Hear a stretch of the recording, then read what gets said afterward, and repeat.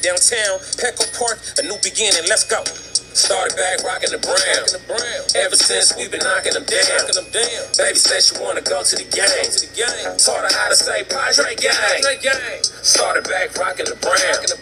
Ever since we've been knocking them down.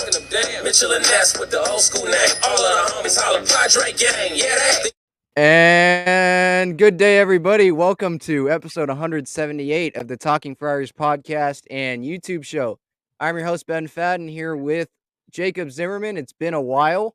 For those that are new, Jacob is my cousin. He was a pretty consistent co-host, but then I was at St. John's University, New York, and so I was recording at some inconvenient times. But I'm back in San Diego, and so that makes it much easier for us to record together and go live together, and so that's what we're doing today. Before we get started, this episode is brought to you by GAGLIONE Bros famous cheesesteaks and garlic fries. You can get it inside Petco Park during the season. You can get it at the Mission Gorge and the Point Loma locations, and visit gaglionebros.com to view their entire menu, the addresses, the phone numbers. I don't think I'm missing anything else. All that good stuff. All right, Jacob, how's it going? We just took, well, not we, the Padres just took 3 out of 4 in Milwaukee after didn't seem like they were going to win a game on the road trip, really. Yeah, well, first of all, I'm glad to be back. It's been a while. Feels good to be back on the show. But it feels good to, win a series on the road that didn't seem like we had it. We almost blew a couple of them there at the end. We did blow one, but it was good to get this final one here in Milwaukee. Yeah, they blew today. For those that didn't watch the game, Nick Martinez came in after Clev, and he had it for the first, 4 innings that he pitched. Then they came out there for a 5th inning, and he couldn't get an out. Then they brought in Robert Suarez, right? Or no. Yeah, they brought in Robert Suarez, and then Tim Hill. With the bases loaded, Tim Hill gets out of it. He pitches the 9th inning, shutout in there. I think he allowed 1 base runner, which allowed it to get to the 10th, where Croney hit that 3-run bomb after Profar got a single. I want to put that out there to have an extra runner there. Azokar was on second. I think he got hosed, by the way, on that check swing call in the 9th inning. But that doesn't matter. Padres end up winning. They're now 33-21. I'm going to shortchange them a win there. 33-21 after getting swept by the Cardinals. And it just didn't feel like it was going to be a very successful road trip. And I still hesitate to say that this road trip was successful. They went 3-4 at the end of the day. They had a losing road trip. They got swept by the Cardinals. I don't think that's really a successful road trip, but what I'd label it, and I'll ask this to the audience, those that are in the chat here on YouTube, what would you say if you could describe this road trip in one word? How would you describe the road trip? Like, how would you grade it? Like, I wouldn't say it was successful. I wouldn't say it was terrible because they ended up winning 3 games. I'd say it was fine. What would you say? I would say that too. I'd also like to add on kind of that it was good that we won on the back end of the road trip. So we have a little bit more momentum going up against this upcoming Mets series because we're going to need it. They're a good team. But I also had kind of like flashbacks towards the end of last year when once we went on that road trip and we just did not win a game. At the beginning of this road trip, I had flashbacks towards that, but it was good that we won on the back end of it. I'd say that was the big takeaway for me. Yeah, Anthony here in the chat says a C-. I think that's a little harsh. They did just win 3 games in a row. I give it a B-, I think. Yeah, I'd probably be around there because I do want to say it's not like they were playing the Orioles and the Pirates. Like, they were playing the Cardinals and Brewers. Those are 2 good teams. Good teams. Yeah. There are just some ones, that obviously it could have went better. There were some points that they blew it when they shouldn't have. Taylor Rogers and today, even though they got the win, and then that St. Louis series, there were some. Snell didn't actually. wait, Snell pitched that series, right? I think he pitched better than he did the Philadelphia Hmm. series. Yep. But overall, I mean, Steven Wilson, that's who it was that sucked in the St. Louis series, and that's kind of one that stands out to me. By the way, he wasn't sent down today. That didn't really make a whole lot of sense. We can get into that. But first off, let's start with yesterday's game, and then we'll get to today's game. We're going live here on YouTube on Sunday, June 5th. So if you're listening to it on Monday or whatever, just some context. I'm keeping Twitter open here just in case there's any comments that or any news that comes out. Um, but getting to Saturday's game, the Padres end up winning this one 4-0. And after, I guess we could start with giving your reaction to Musgrove because you didn't get to do that. Because I wasn't planning on doing an episode after that, but he had a no hitter through 7 innings, and then 7 2/3 innings, and then Wong gets the double. An amazing night there. And then on Saturday they win 4-0. And I'll let you give your thoughts on Saturday's game and Musgrove. But Gore ends up going 15 consecutive scoreless innings in these last 2 starts. He went 6 shutout innings yesterday, 10 strikeouts, 3 hits, 3 walks. His ERA is now 1.50. I saw the Padres put out something on Twitter yesterday that he's the only pitcher since 1913, which all I know is Dang. that's good. That's a long With time. 5 strikeouts, a 1.50 ERA in his first 9 starts. So think of all of those pitchers, right? Max Scherzer, Clayton Kershaw. Just start naming names. Name a few names, Jacob. Since You go all the way back 1913. to Cy Young. I mean, all the way back then. I mean, Max Scherzer, as you said, Jacob deGrom, like all these big, good guys, and MacKenzie Gore is sitting by himself pretty much now. So Yeah. And that's what impressed me. and that just kind of I mean, that just shows how good McKenzie is, and it's kind of laughable that he didn't win the Rookie of the Month last month in Yeah, what was that, May? Look, who was that? Luis Castillo, I think is his name with the Giants. I know he hit over it wasn't. 300, but like Gore was dominant. Like Yeah, as he's I know playing as a like an hit, all-star right now. yeah, and I know as a hitter, like, yeah, you're gonna fail all the time, but like Gore, he's succeeding. He succeeded pretty much the whole month. I went through stats on the last episode about what Gore had done in that month, but he pitched amazing. And then Croney had an RBI double down the left field line, a 2-run homer to right field, and that was just the start of his amazing Mhm. weekend in Milwaukee. Uh, Maybe he just likes hitting there on the weekends, or he had some brats before the game, or I have no idea. This guy, That's Milwaukee. he's back. Rogers had the scoreless 9th inning, and then the Padres win, obviously 4-0. They improved to 32-21 before getting their 33rd win of the season today. So I guess just give your thoughts on that game, and then you can talk about Musgrove as well, because I know you didn't get a chance to talk about that. Well, I was talking about the Musgrove thing. I was excited because I was watching that game, and unfortunately, the first no hitter I wasn't able to watch because I believe I was at a football game. I was back in high school. Um, but this one, I was excited. I wasn't really sure if he would make it. The high pitch count. I was wondering if like fatigue might start going in. In the ninth. But then the Padre killer this series, Colton Wong, ended it for me. Ended that hope for me. So. Um, it was a fun game to watch though. We have to pay that man at the end of the day. That's all I have to say about that. Um, and then going into Gore, that was the game I watched from start to finish. He did have a high pitch count. I noticed through like about 6 innings, over 100 pitches. But he was striking out everyone, making everyone look foolish with the high velocity. Didn't give up a whole lot of base runners either. And he just looked dominant. He looked like a future ace of this team. That's at the end of the day, that's all you want to see from a young guy like that. Um, and then going into the MVP of this series, in my opinion, Jake Cronenworth, feels like he's starting to bounce back. Feel like we're getting that Jake Cronenworth back from last year, hopefully. But it was just nice to see a bunch of extra base hits, especially that big one today and yesterday with the home runs. Yeah, it was just a good end of the series. These last 3 games. Yeah, and you talk about Musgrove and him having to be paid. I had this discussion. That when was that? Thursday? No, Friday night. Thursday was the collapse by Rogers. But he's back, by the way. Whatever. Yeah, He's thrown 2 shutouts the last, I think it was back-to-back games. Yeah, yesterday and then today when he came in. So that's the non-story. It always was.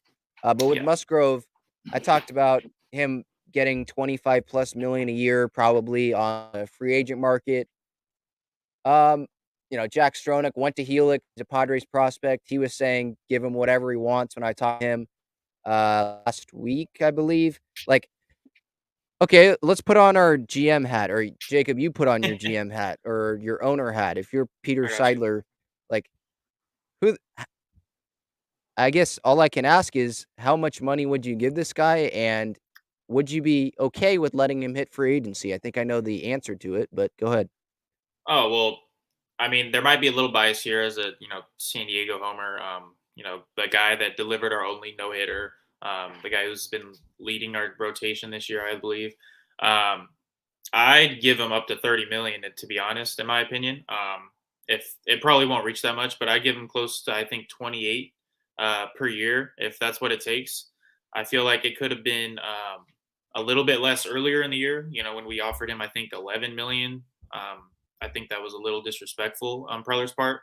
Um, but right now, he's pitching like a Cy Young, All Star at the very least. I would. There's no question. I'm not letting him hit free agency. Um, I'm doing whatever it takes to keep him. If that means going to 30 million, that's what it means. Is it for like if you say 30 million, like because 30 million over 8 years, that's now 240. Am I doing that math right? Yeah, I think that Figures, yeah. that's not. I don't think that's happening. But 30 million over I would do a five short period, years, maybe 5 years. four or I would 5 years. say, Yeah, I think yeah. I hope it's not gonna have to get to that, and if it's an extension, I don't think it's gonna have to get to that, but in terms of an extension, like, if the Padres are gonna let him get to free agency, at least put a 20 plus $1 million extension out there Yeah, you have in to the offer something like atmosphere that. Yeah. and to his agent and say, "Okay, we're gonna try.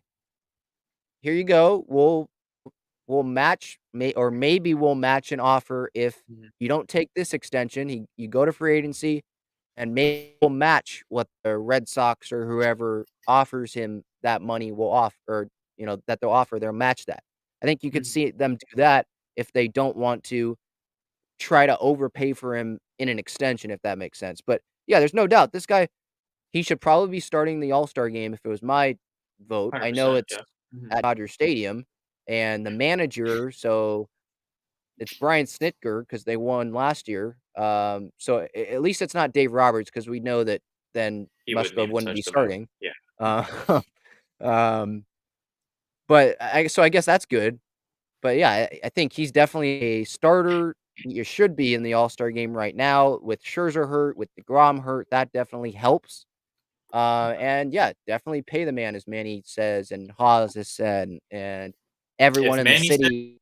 you have to do it at the end of the Yeah, day, in my opinion. It's yeah, Manny. pretty much everyone is saying it. Yeah. So yeah, and then Gore, he I think is the rookie of the year right now. Luis Castillo, I don't follow him on a daily basis or whatever. It seems like his numbers are fine, but Gore, maybe it's Or unfair, but is it okay for at least Padre fans to keep into account what he did last year and how he sucked in spring training, couldn't get out of innings, was walking everyone, the and control, now yeah. all of a sudden he's the best starters in the National League, and he would be the best starter ERA wise if he had like 5 more innings under the belt to Mhm. qualify for that amount, the ERA leaders or whatever at this point in the season. I mean, I don't think that's overreaction. I mean, as we literally talked about like less than 10 minutes ago, he's making history since 1913. That's ridiculous. And I feel like not enough people are talking about that. I mean, when you see like on Twitter or Instagram, that I feel like not enough people are talking about that outside of Padres Twitter, um, of how like dominant Gore has been, and how much work, not work, but progress he's made in such a short period of time. Last year, people didn't know if he would be called up this year due to the walks and the control, and he just wasn't. He didn't look good for Didn't he drop out of the top 50 prospects this past year? He Yeah. was I think he was Um, like 80 or something. Yeah. yeah, that's crazy. And now he's pitching like, as we said, he's pitching like an ace. As you said, if he has 5 more innings, he would be one of the best in the National League. And I think that not enough people are talking about it. And I don't think it's an overreaction for Padres fans to be talking about it as much as they do. And so that was Saturday. Talked a little bit about Musgrove and how he did on Friday. Man, this series, 4-game series, it felt like a really long time. Today, I mean, a lot happened today. Pregame and some news about Eric Lauer. I don't know if you saw that about his comments about the Padres organization. I can pull that up. I mean, holy Yes, pull cow, that up. a lot happened. Um, we'll talk about the game, but I did want to talk about the move that happened prior to today's game, and then some Fernando Tatis Jr. news, and then the Eric Lauer news. And let's see, I just want to load this Eric Lauer news up real quick so I can have it right when I want to talk about it. Because I think Kevin Acee wrote this. I have no idea where, if it was a newsletter or something, but I think he wrote it. It looks like it was from the Union Tribune. But we'll talk about that. And I'll share my screen about that. But on pregame Sunday, the Padres sent down Brent Rooker, and this was a couple days after bringing him up, Mhm. and they sent him down to make room for Clev. Clev started today. He went 3 innings. I thought he was gonna go more. I said on the pregame show 4 to 5 innings because that's what he was doing all season, or not all season. He's had like 3 starts, but you get what I'm saying. Um, but we'll get to that. But with this Brent Rook news, I mean, he felt like he was gonna be this kinda like platoon bat with Nomar Mazara. Rooker's a righty, Mazara's a lefty. Both guys have power potential. Will Myers is on the IL. It just felt like, okay, those two will fill in right field. And so for them to bring Rooker up, have him not play, and then bring him down when they knew that they were going to activate Clev today before the game for him to start today, Mhm. who's a pitcher, and you send down a hitter, that didn't make a whole lot of sense. Like, if you're going to send down Rooker a couple days after you bring him up and he's not playing, why'd you bring him up in the first place? If you're going to, it just felt like the obvious choice would have been like Steven Wilson, who hasn't pitched in a while and Yeah, he's struggled the last couple times. Like, put him in the minor leagues then. Like, if you're not using him, why do you have him on here? And exactly. Yeah. you could make the same argument with Rooker. Like, if you're not using Rooker, you're not going to use him. Why have him on the roster? But you're bringing in a pitcher, so send down a pitcher. That's what I thought. Did you think the same thing? Yeah, I mean, you kind of hit it head on.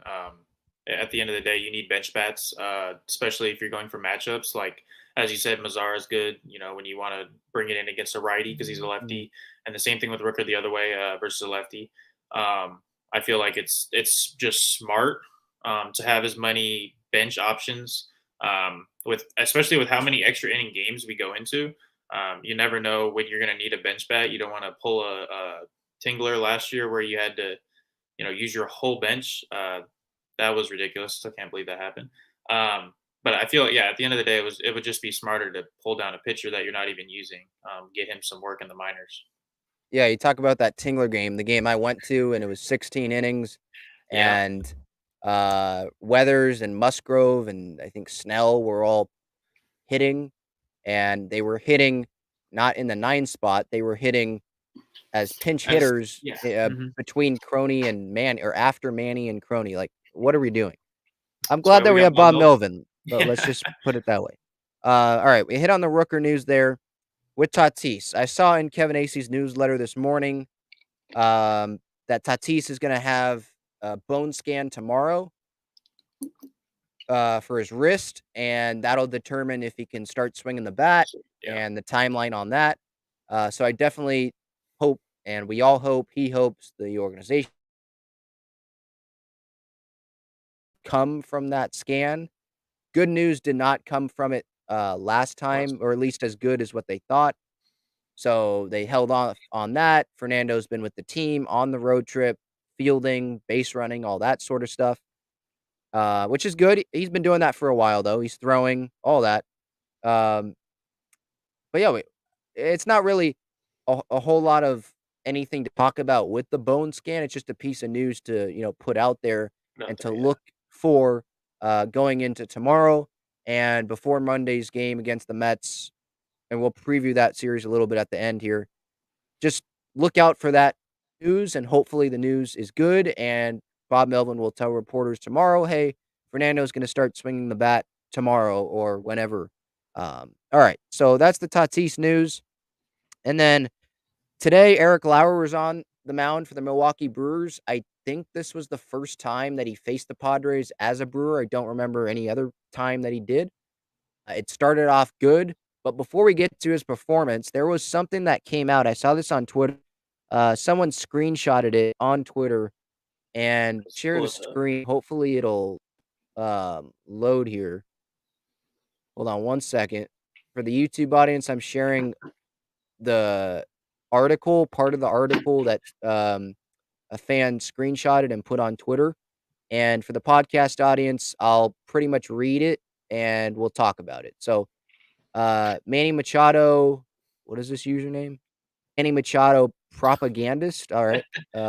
One of those Young Boy Media profile bios. Okay. Yeah. Anyway, they are the one that tweeted this screenshot out, so I want to give credit to them. All right. Let's change the format here so there's not a white line in the middle of the screen. Yeah. I can read around it. Oh, no, there we go. That's perfect. There we go. Okay. Back to my old format. All right. So this came out. I know this is small. Here, let's see if I can increase the size. We get a zoom? No, it's not even going to work. Nope, not even going to work. We're just going to read it then. All right. So this was from, I think, the UT. And Eric Lauer, obviously, he wasn't great with the Padres. And they pretty much say it all here. So I'll just read it. Lauer was starting to feel at home in San Diego and felt very comfortable with his teammates when he was dealt. But Lauer also felt that something wasn't quite right. A, quote, really weird feel, a weird vibe, end quote, as he put it, within the Padres organization. At 24 years old, already had 2 years of big league experience. And along with current teammates Luis Arias and Hunter Renfroe, he had been one of the team's top prospects before debuting, but felt a disconnect in the team message once he reached the majors. This is Lauer here. They were always kind of weird because in the minor leagues, they told us all like, oh, you guys are the future. You're the next wave. You guys are going to be the big leaguers we build the team around. Lauer said that after his first call-up in 2018, the message shifted. Quote, it was weird because once we got to the big leagues, it was kind of the opposite.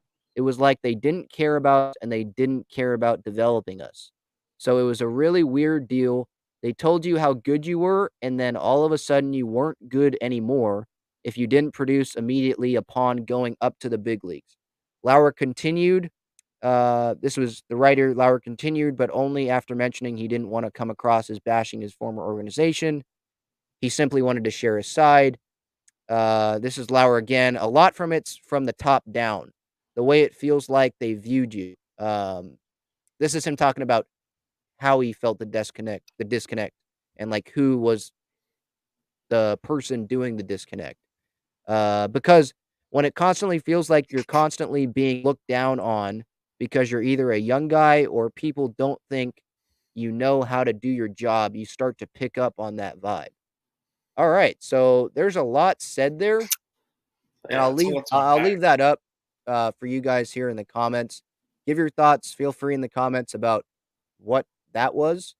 That was really surprising here when I read this.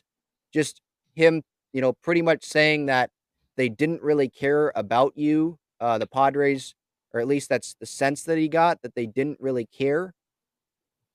Once he reached the big leagues, and it was kind of like, okay, kind of, fend for yourselves.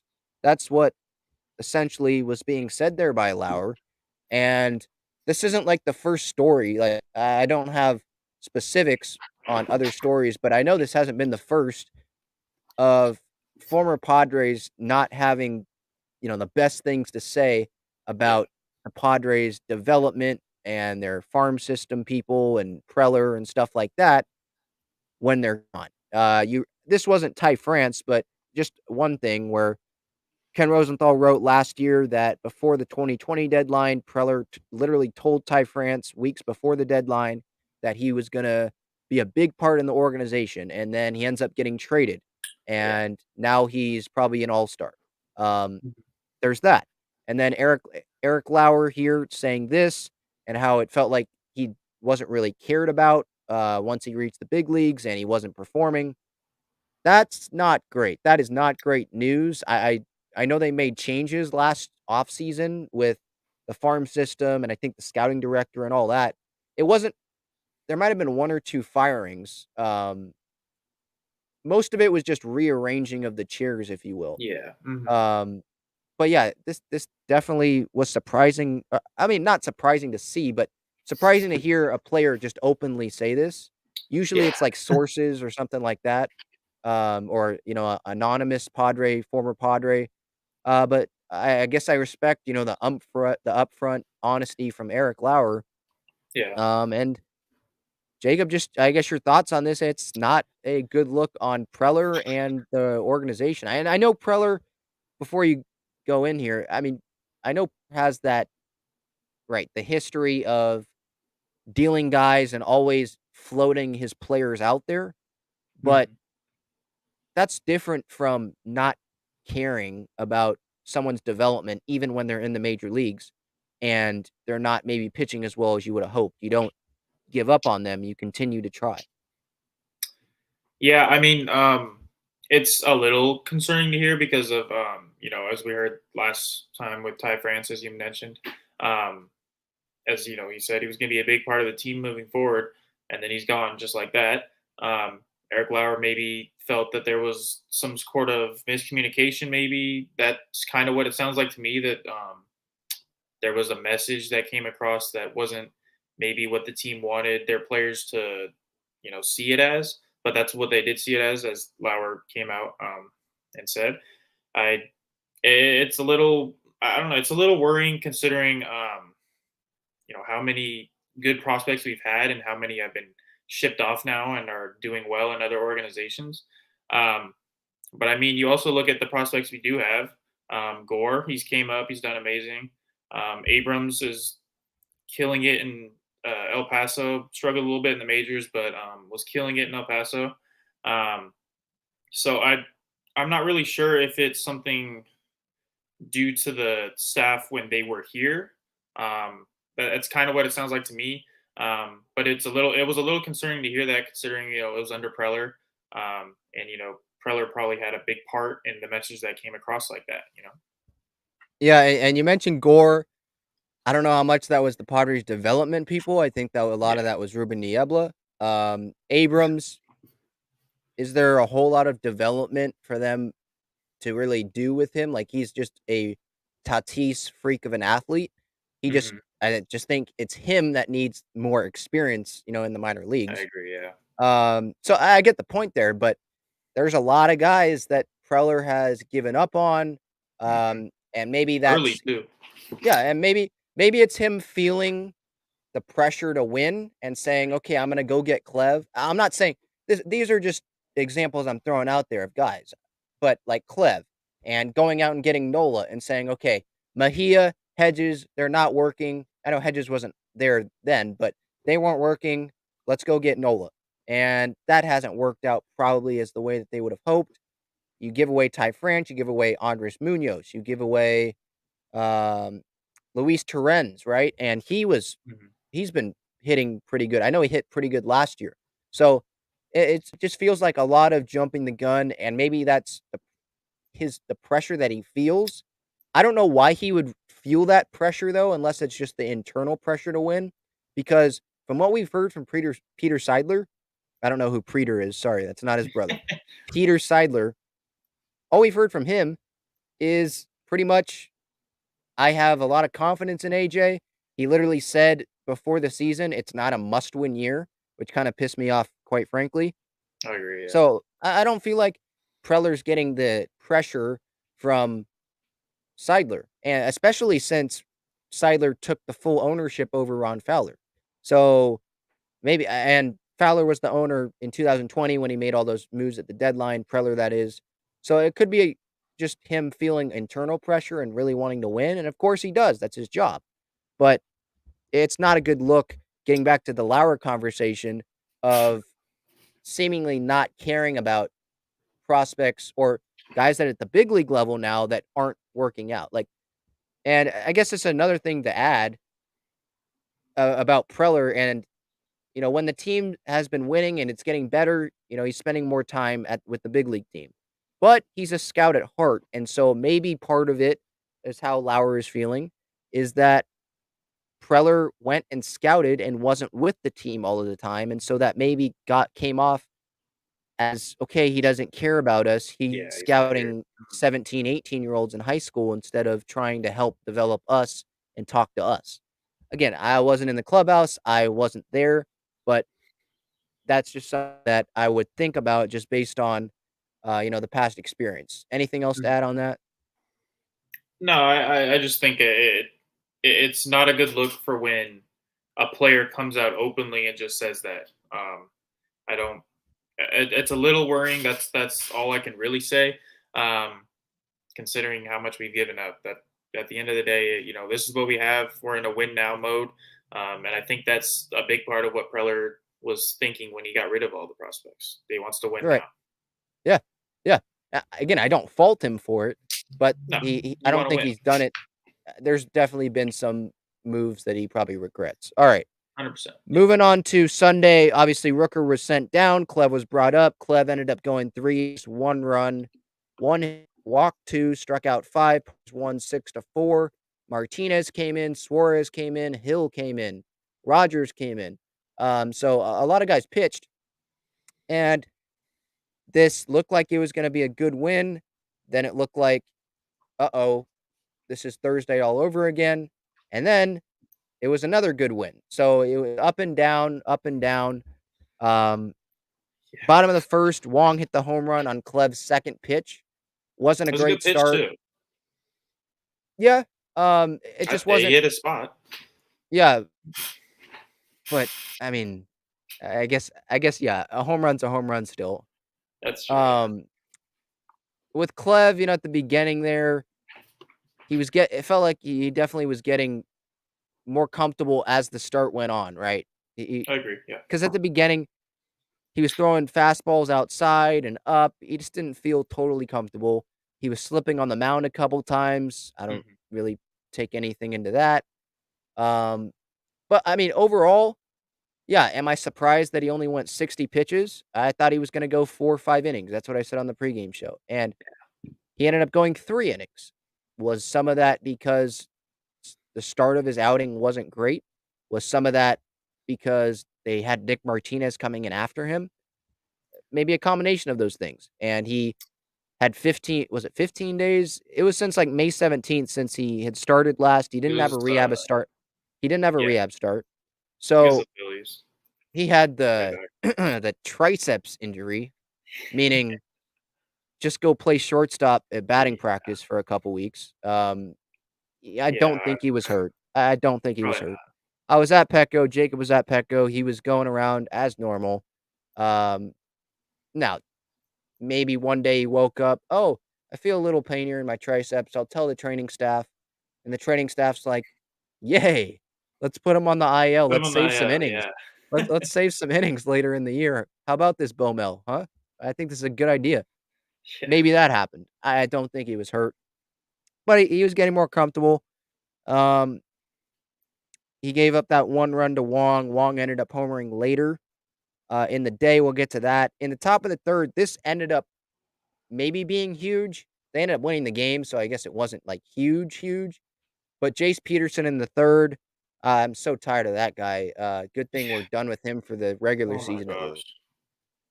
Obviously, had that big hit off Taylor Rogers on Thursday, and shouldn't have even faced him, by the way. But and then today, top of the third, he had that diving play down the third base line. taking notes from Manny. Kept it 1-0 Brewers there, and that would have scored a run. I thought that was going to be huge, especially when the Brewers came back, tied the game, and it was like, oh no. You're just looking back at that play. I think Nola hit that. Austin Nola, out of all people. Holy cow. Yeah, Alfaro should be the starting catcher right now. I agree. I mean, later in the game, I don't know if you saw or anyone in the chat saw that botched catch that he had or didn't make on, I forget if it was a breaking ball or something. It was a strike, and it ended up being called not a strike because Nola, he yeah. dropped it. It just wasn't pretty. Anyway, top of the fifth, the Padres, I think, showed that they're a good team. They took advantage of the other team's errors and miscues, right? That's what good teams do. They take advantage of those. Grish, don't know what he was doing. Should have been caught in a pickle. Bad play. Milwaukee shortstop. I don't know who the shortstop was. I forget his name.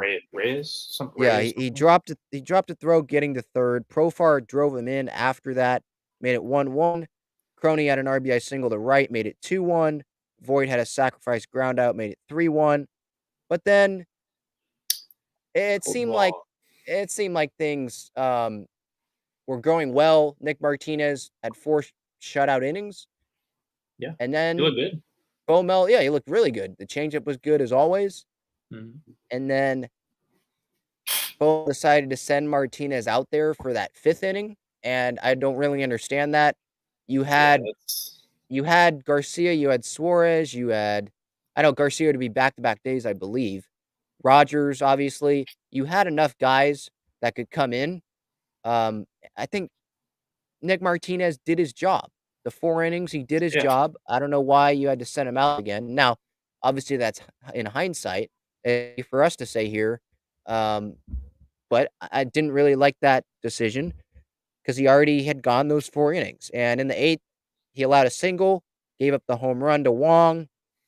Wong's second homer of the day. Martinez finished with 4 innings of work, 4+ innings, 2 runs, 4 hits, didn't walk any, struck out 4, and gave up that home run to Wong. And he was good. I'm not going to totally criticize him and say, oh man, that giving up that home run really sucked. I mean, I just don't think he should have been in the game. Like, he did his job through those 4 innings. I think his job was done. No, exactly. I mean, he was on it was a piggyback start. You know, he was, if you combine them two, they went 7 innings. That's a good start. And I think that, you know, we're starting to figure it out. It looked like, you know, after the single, I would have maybe had a mound visit and just, you know, maybe consider taking him out. But honestly, he shouldn't have even gone out, in my opinion, when you had that many people ready to go in the bullpen. You know, Tim Hill was even available, as we said. There were options besides Nick Martinez who did his job. You know, he had a great start, or great piggyback start. I don't know what you would call that. He did his job, and you know, asking him to go another one, I feel like I felt like it was kind of pushing it. Even though he did look very good. Mm-hmm. Yeah. And then, you know, when Robert Suarez came in, it's kind of like, okay, if Robert Suarez is coming in, he's a righty. Nick Martinez is a righty. So why not just start Suarez in that inning? It's not like you brought in a lefty because of matchups and you were planning on having Martinez, a righty, start the inning and bring in a lefty. Like that's not what happened. Suarez came in, allowed a single, 2 walks, wasn't good, loaded the bases, 2 outs. And Tim Hill came in, and he was huge. By the way, my mom comments here, what was the throw down for nothing? I think from Nola. No idea. Maybe Kim had to dive and I stop think it. Yeah. I think there was a lefty at bat, and he threw it down. Yeah, He didn't. after the strikeout. No idea what was happening there. Yeah, he was seeing Anthony. Yeah, Nola was seeing ghosts of runners. No idea what he was doing there. But with Tim Hill, holy cow, this guy just get up, monster drink, come in, 8th inning, or was it 8th inning? No, yeah. yeah, 8th inning. Yeah, bottom 8 came in with and to finish off the 8th, he was huge. Suarez threw more ball strikes, by the way. When Hill came in, he got Jace Peterson to pop out to Kim at short, and came back out for the ninth, I was kind of surprised by that Yeah. because Tim Hill's known as a matchups guy. Like, that's Mhm. just who he is. It felt like he was gonna finish the inning, and okay, that's his role. He ends up coming back out. Now, I guess I understand, like, in terms of pitch count, why he came back out because he hadn't pitched in a while, and feel free to throw him out there. Yeah. But in terms of his role on the team, I do admit I was a little surprised about that. But he came in, had the shutout ninth inning, which led to the 10th inning. Um, with Azokar on second, Profar had the single to, I think, right field. And then Croney comes up, hits a home run, a 3-run bomb, his second home Mhm. run in as many days, and holy cow, did they need that. I mean, That was huge. Yeah. I was I went into the game on the pregame show, I was like, "Yeah, okay, I'd be fine with the series split." That's what I would have been fine with going into the series, or that's what I was fine with going into the series, and so if they lost, okay. But then when the game starts and you're up 3-1, it's like, no, they need to win this game. Yeah. And for them to end up winning this game and Croney was pumped up, everyone was pumped up. And it's not just that they won the game, 6-4. Milwaukee did end up scoring a run against Rogers in that ninth inning or 10th inning. It wasn't an earned run because there was a runner on second to start the inning, which I still think is the dumbest freaking rule ever. So, Anyway, um, the what was I saying? Croney. It's not just that they won, but it's that Cronenworth seems like he's back now, and with yeah. Tatis out probably for another few weeks, because he's got a lot to do. One, the scan has to go right tomorrow, and then he Yeah. has to hit off the First day. tee, flips, batting practice. I was talking about this with my mom while we were watching the game. Batting practice, live BP, rehab games. Who knows how long they want to do the rehab games? So it's going to be a process. And with Tatis out, you can't count on Kim. Profar's had good at bats, but he's not. I guess you know what? I'll just leave Profar in the good category. Be nice to that. Um, let's say okay, so Profar, Manny, and then Cronenworth. Let's say is hot. You have him. Mhm. You have who else is Voigt's been hitting? pretty good. Yeah, Voit. I still am hesitant to ever put him in any good category just because of Yeah. just striking out a lot. I mean, He does. Mazar, if they freaking played him, like you bring That'd him be up, nice to he see. he led the PCL in batting average, on base percentage, and no, we're afraid to have him play against lefties. I don't understand that. I mean, Azokar, yeah, I guess you could put Azokar in that good category, but like he doesn't play every day, you know. No. Yeah. So Hosmer, no, he's not in the good category. His batting average is now below 300, and in a matter of like a couple weeks, a few weeks, it's went from like 390 to below 300. He had a Yeah. great swinging bunt today for a sac bunt, if you guys didn't see that. Mhm. Anyway, Great job. and he still doesn't know how to pick at first base. He somehow is doing it with his eyes closed. I don't get that. That's what you do in Little League. I don't get this. Yeah. Anyway, so you pretty much have like 3 guys that I'm confident in, and they're the top 3 in the lineup. And so if Croney is, back, that's huge for the that's huge for the lineup, Oh yeah. because you know what he can do. It's not just the power, and he's not even known as a power hitter. It's the line drives. He's fast. Yeah, he is sneaky fast. Um, obviously the defense, but I'm talking about at the plate. How big of an impact if Crony's back? I mean, this could win them games. We've seen it the 2 games. It's won them the 2 games. Yeah. I mean, if Cronenworth's back, I mean, I felt like before, Cronenworth's been back, I guess you could say. In my opinion, I only really could depend on Manny Machado. I felt like that was the only guy confident. If he stepped up to the plate with runners in scoring position, that we would score a run. 9 out of 10 times, that's who I was confident with. But if Cronenworth's starting to heat up, Profar, I don't really like him at leadoff. I feel like that's not a leadoff hitter. But if at the end of the day, that's what we got right now. He's getting at bats. He got a hit today, so sure.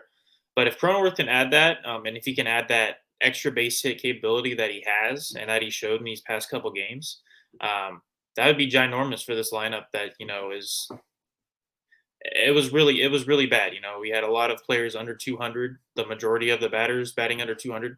Um, But like if he can, 2018. yeah, it was awful. It was, I'm at the games every home game. It's awful to watch. It's not fun to watch. But if Cronenworth, we can enter into the Crone zone, as Don likes to call it. I feel like that it would add so much to this lineup that just needs it so bad. Yeah, and my mom says, "So you think Grisham's the expendable player?" No. No. I still believe in Grisham. There's some that don't. And even if I didn't believe in him, I still don't think he's really expendable. Like, I don't know how much value he has on the trade market right now. And when you look at the outfield, yeah, you could have power hitting outfielders with Rooker. I know he's not on the roster right now, but him, Mazzara, Myers when he comes back, and then Profar. But you're gonna put a Zokar in center field every day? I don't know. I'm And fine with that, but I think the Padres still like having that left field bat, whether it's at the bottom of the order or at the top of the order if he ever gets consistently hot again. Um, I think they feel that that's appealing to them, and with the control that he has, I don't think they're willing to give up on him yet. I think people that are more expendable in trades are guys like Lamet or like um, Oh, for sure. Weathers for like a Joey Gallo or someone that is a free agent at the end of the year who like just doesn't have value right now, and the team that he's on would probably be happy to have him gone. Yeah. That sort of thing. I want to add onto that question. I feel like Grisham's been kind of trending upwards these past couple days as well. I feel like the series kind of showed that we've seen glimpses of what he can be. Maybe he's not the leadoff hitter, but he's still a liable bat. He's still a really good defender, even though he does make some questionable decisions sometimes. People forget he won a Gold Glove in 2020. I know it was only a 60-game season, but it was still a Gold Glove. At the end of the day, he's a good defender. He's got a good bat. He's had a couple clutch moments this year, I would say, and I feel like he's not someone that Preller is willing to trade for the value he's currently got, if that makes any sense. Yeah, I agree. Um, what is this username? Ib Henriksen. Ibe Henriksen. All right, cool. He says at least Hosmer helped out in April and May when the team wasn't hitting at all. Well, I mean, he's done that every year. he helped out. He helped out a little bit in May, but let's not say that he was Willie Mays or Barry Bonds in May. I mean, look at his splits. I've talked about his splits. His numbers were really far down compared to April. April, he does it every year. I said it. I warned people like just let's compare the stats. Let's compare his stats in at the end of May. And in fact, here, let's look at him again. He just I don't know.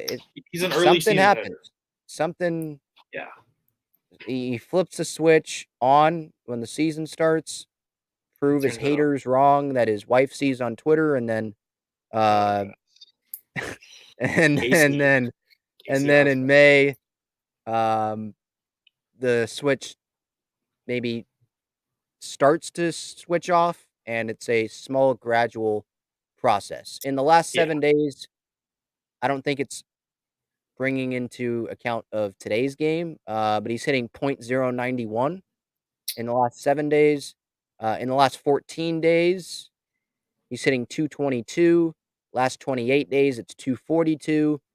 So you see the numbers are going up as the days increase the last days because seems like he's getting worse. The last 7 days, what is SOPS plus? Split relative to the league split. Okay, I have no idea. That's too much. Maybe we can ask Evan, who is going to Cal. Maybe we'll ask him about that. Yeah. Yeah, okay, let's just go with no, they don't even have OPS plus up on here. Anyway, all you really need to know, I mean, batting average, it's not the most important thing anymore, but he has 2 hits in his last 23 at-bats or 23 plate appearances. in the last 7 days, not including. I don't think it's including. So there you go. And he had a double today that was like 2 inches from going foul. Yeah, he didn't even know it was fair. He looked at the box. He thought it was going to be foul, I think. Yeah. I think Yelich did too. Yeah. All right. So we talked about there. I mean, anything else? I mean, Rogers, obviously, he's fine. There's not a whole Yeah, lot to talk about there. nothing to worry about. How about Manny? Uh, Manny Machado. Okay. I have it on tape. Okay. This, this is a little bit of a joke, but I have it on tape here. Manny Machado, when he comes up to the plate in Milwaukee this series, this is what happened.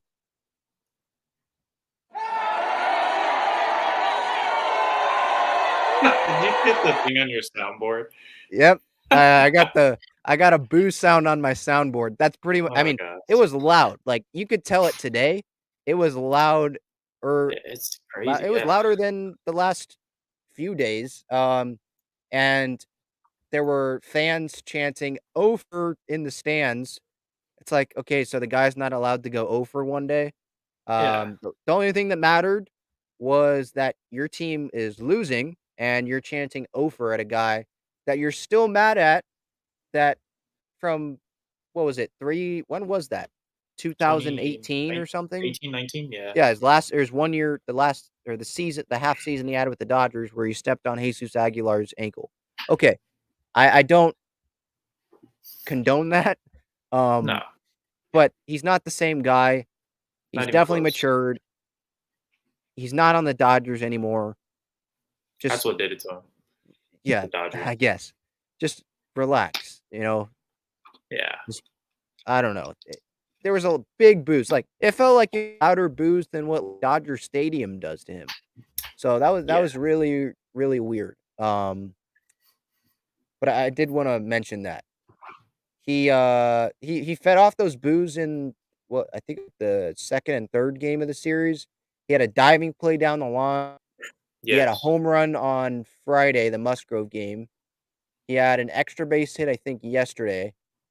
I Double. forget what he did today, but he made he made a good bare hand play that Hosmer couldn't pick. I put that up on the Twitter. People were like, "Yeah, way to go, Hos, picking the ball, trying to pick the ball with your eyes closed." We touched on that. My mom says, Yeah, "I like the odd 'Let's Go Padres' we could hear over the TV." There were some fans there, yeah. we're a pretty good amount. Um, Yeah, and that's been the case pretty much this year. I think that fans have shown up. When Tatis is there, it's kind of like the Steph Curry effect. There's more Warriors fans in NBA arenas. yeah. Um, for anyone that doesn't know, I worked for an NBA team in New York, so I was there when Steph was there, and it's just different. Pre-game, there's no one there usually. When he was in the building, it was packed. So Mhm. it's just different. And that's probably the Tatis effect with the Padres. There's more fans probably road games when Tatis is there. Being Padre fans, there may be just Tatis fans, kind of how in the NBA it's you just follow the player. Um, so that, but with that said, no Tatis. I mean, fans have showed up. So yeah, definitely. It's Yeah, been sold out multiple times at home and even on the road. I was up at it's just a side story I wanted to add on to that while we're on the topic. I was at Angel Stadium a little while ago, a couple yeah. weeks Talk ago. about the Angels A's game. It you have Mike Trout, Shohei Ohtani. I get they're playing the A's. A's are awful, right? I can't name one person on that team besides I can name their was it Sean manager. Murphy? I can name their Yeah, manager. Here, my mom would like this. Mark Kotze went to Cal State Fullerton. there you Former go. Padres bench coach or hitting coach. I don't remember. Me and you remember Angel. we met him on the field. Yeah. Go Yeah, ahead. 100%. Yeah. Glad he got a shot with the A's. They're awful. They're not the worst team in the league record wise. There's a positive for them. But Angels fans don't show up for some odd reason. I was there. I was pumped. See, a team that wasn't the Padres because I'm always there, right? But I had in my section, I think I had three or just in my row. I think I had three Padre fans sitting next to me, and they asked me. They were like, "Hey, you guys here to see Mike Trout too?" And I was like, "Yeah." And I was like, "Are you guys just not Angel fans or something?" They're like, "Yeah, no, we're Padre fans too." I was like, "Oh, so this team travels for they're all over." No, Mm. they're without Tatis, they're all over. Padre fans are in full swing in every stadium. It seems like, um, and especially when the Padres are on the road. I just wanted to put that out there. I thought that was kind of funny. Yeah, it's been good. There's been a lot of support for the Padres as they've gotten better. I think fans have been prouder to show out. Like, yeah, of course, you're gonna find the bandwagon fans and the Tatis fans, not necessarily Padre fans. Oh But yeah, that's still good news for the diehard fans because that means that we have a player that's a generational talent that fans are willing to do that and yeah, say, "Yeah, hey, yeah, I'm not a full Padres fan, but I'm a Tatis fan, and that's why I'm showing up." It's not like you didn't have people showing up to Citi Field or Minute Maid Park like last year, and saying or in 2016 and being like, "Oh, I'm a Will Myers fan. Let me support this Will Myers jersey and all that." Like that didn't happen. yeah. I don't know about that one. Yeah. Just a difference. All right. Let's preview. So the Padres 33 and 21 right now. I think they're a third of the way through the season now. Pitching's great. Yeah. Starting pitching's great. Starting pitching specifically. The closer's been great. I know I'm still saying great, even with a couple bad games. Like that's still great. Yeah, Um, you can make mistakes. yeah, Manny MVP, Gore Rookie of the Year so far. They've had a lot of positives, and this is the majority of the season being without Cronenworth playing amazing, Mhm. with Hosmer declining, with Nola not really doing much, with Boyd Trace not Thompson really being doing in there anything. for a little bit, Yeah. um, with Will Myers being hurt a couple times, with Bob Melvin being sidelined for pretty much a full road trip, Mhm. with I'm just saying with. I just keep saying with. I just kept trying to find different things that Came up with maybe every haven't gone example. great, but at the same time, they're 33 and 21. So I like where they're at. Now, these next three games, Mets come into town 36 and 19 or what they are right now. Yeah, they're good. Uh, the Dodger game's over, right? No, they're in the Is it? eighth inning. Yeah, I thought it was Wait, still going. hang on. Let me reload the page. I think, yeah, they're in the eighth inning still. Okay. Mets are up 3-2. So let's say they're 37 and 19. Padres right now 33 and 21. Carlos Carrasco on the mound tomorrow. Blake Snell on the Okay. mound for the Padres.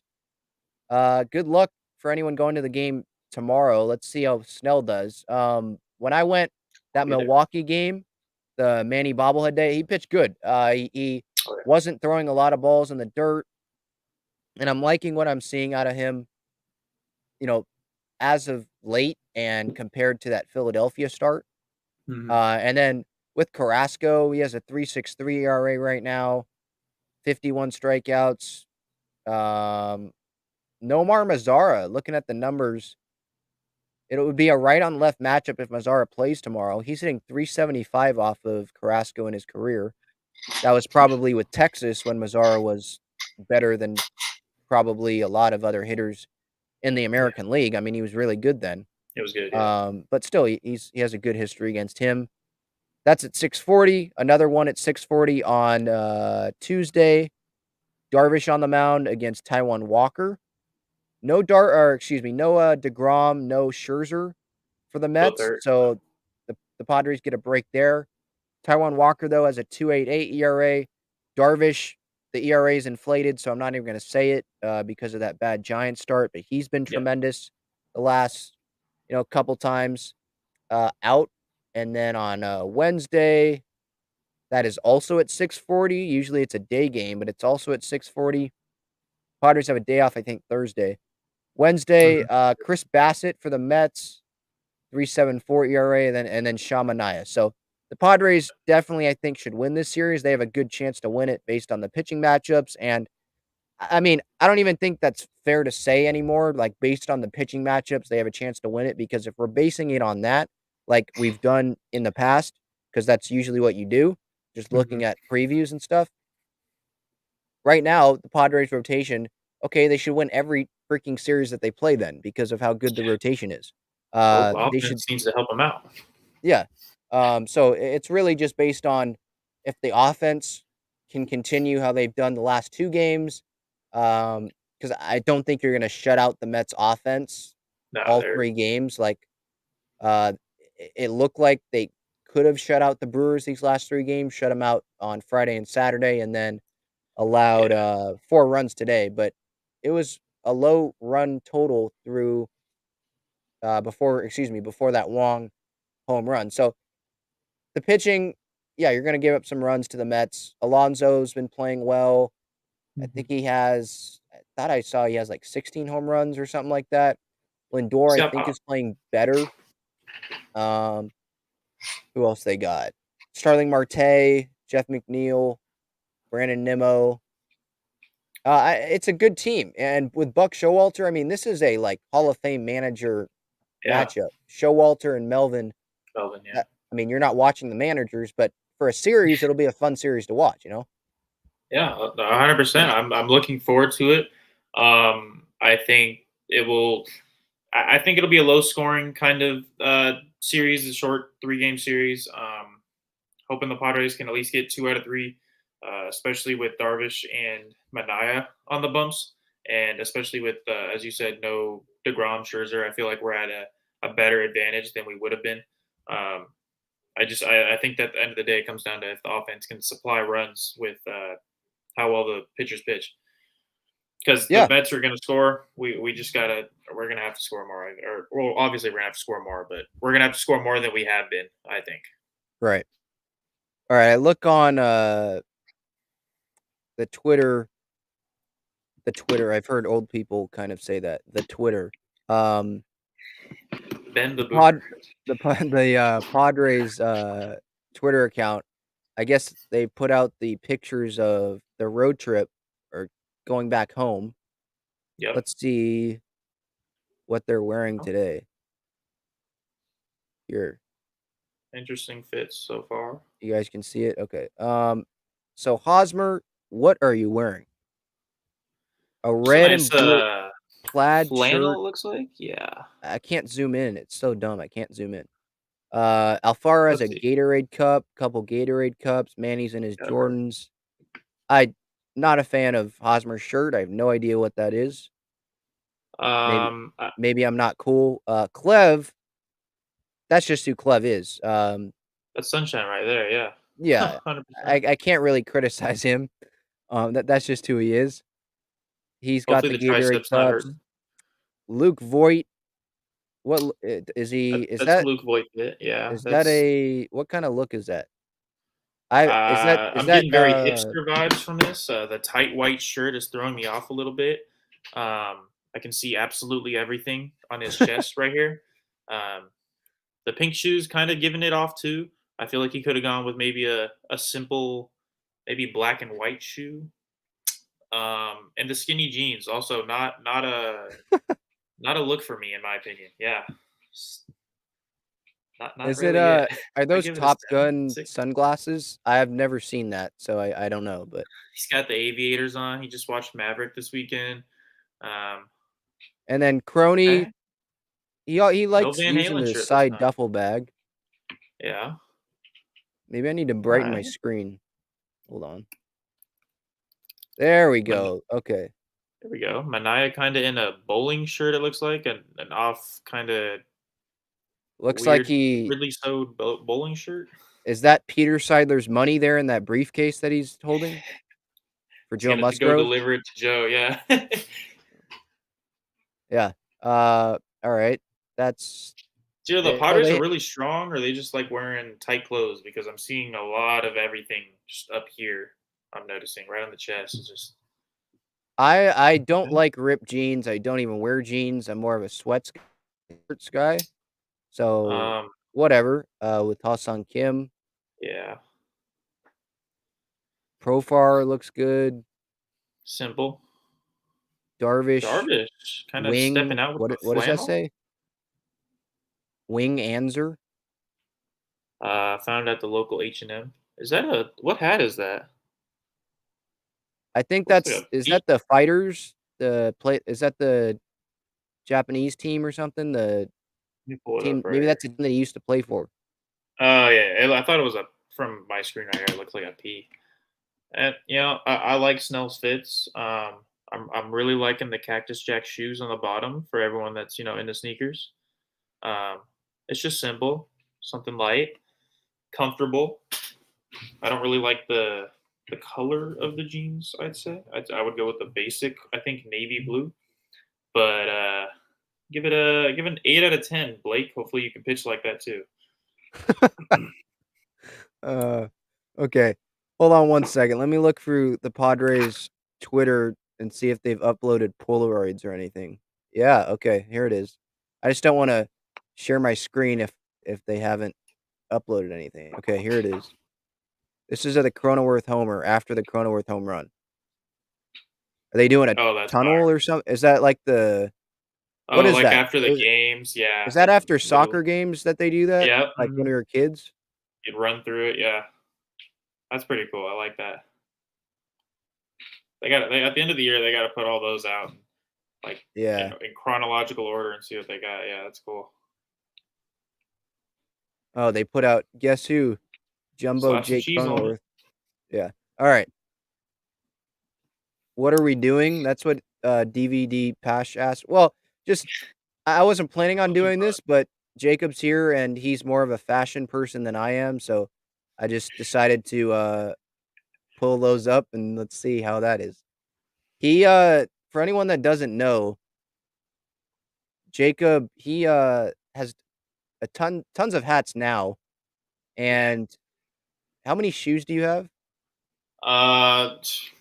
Right now I haven't really gone too hard into shoes just because of how expensive they are, and I am still in college, paying for college. Um, so I only have 6 right now, I would say, but that's over like a period of 2-3 years. Um, I did just buy a pair actually, but I mean something simple.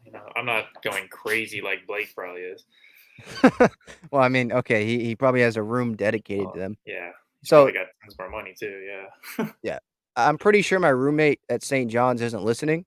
Um, but I think when we counted before I moved out, he had 20 pairs of shoes, Yeah, that's something like crazy. that. That's Some of them were in drawers, some of them were in like cabinets, and there were some at the end of the semester that he pulled out, and it's like, I've never seen you wear these before. I had my yeah. basketball shoes for my job. I had my running shoes that had a hole in them because Not that's just anymore. my mom said, I'm buying you new shoes." That's just the way I've always been, I guess. I just get comfortable with them. I had the dress shoes in case I needed to do something. That was it. No, I had snow shoes or whatever you call them. Oh, you live in New But York, yeah. that was it. But yeah, I'm sure Snell, who has the biggest shoe, and Manny might have the biggest shoe collection. I don't know. It might be I Snell and Manny. I'm gonna have to go with Snell just because I'm on Instagram a lot. I see uh, a lot. He posts a lot of his shoes or in his outfits because he likes to take little portrait photos of himself. I guess like little photo shoots or whatever. He's got all the hype beast kind of shoes. I think I'm gonna have to go with Snell, but I do think Manny has it just because of he's got all that money. He's probably spending it on a lot on shoes. But Snell's definitely got the crown, in my opinion, Yeah. for sure. All right. Any last questions in the chat? Well, what should we talk about before that? Before anyone asks us anything else? The Dodgers, is that game over yet? Let me see.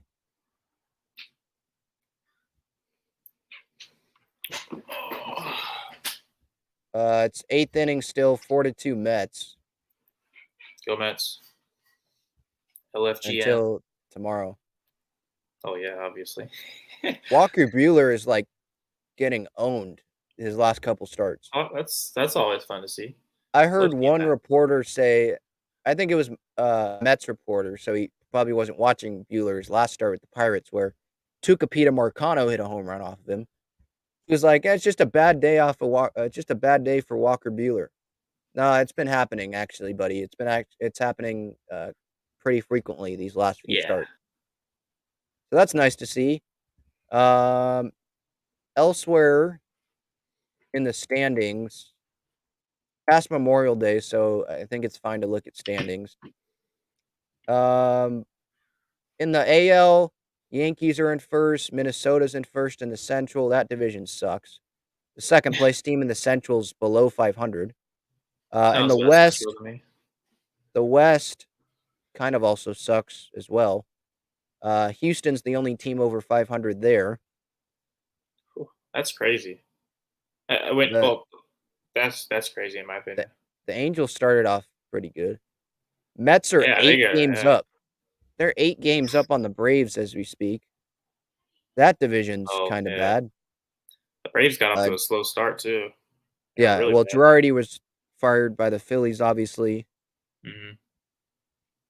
They're 3-0 Uh, with their new guy though. I guess. I'm not sure what Rob his name is. Thompson, who isn't new. Yeah. Yeah, I've never understood when someone gets fired and the president of baseball ops or the GM says, "Let's bring in a new voice. I think we need a new voice," and they just have the interim bench coach move to the Yeah, I was manager's like, office. that's what.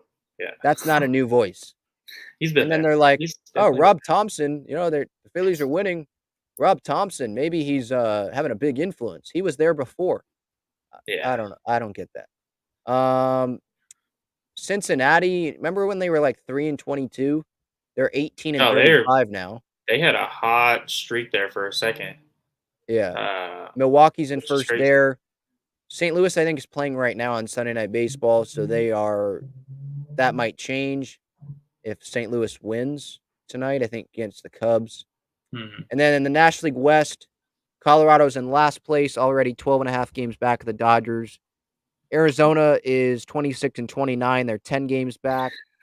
San Francisco is 29 and 24. They are 6 games back. And then we're obviously 33 and 21. And hopefully we'll be 2 games back if the Mets can finish off the Dodgers. Dodgers are 35 and 18 before the end of this Sunday game that they're playing right now against the Mets.